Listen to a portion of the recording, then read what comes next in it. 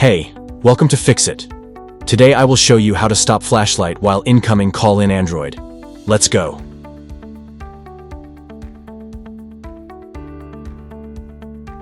When you receive a call on your Android phone, many users find it annoying when the flashlight suddenly activates during incoming calls. First of all, swipe down from the top. Then at the bottom right, you will see a gear icon. Tap on it. Now scroll down until you see an option Shortcuts and Accessibility. Now scroll down again. Then tap on Flash Notifications.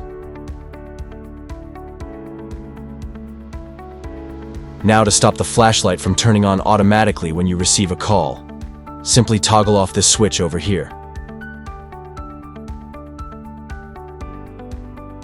Flash on SMS and call is helpful in a situation when you are in a dark place or hospital, meeting, or in prayer place where you don't want to hear ringtones.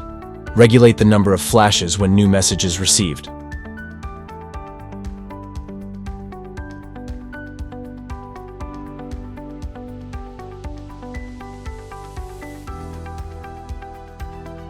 Thanks for choosing Fix-It again.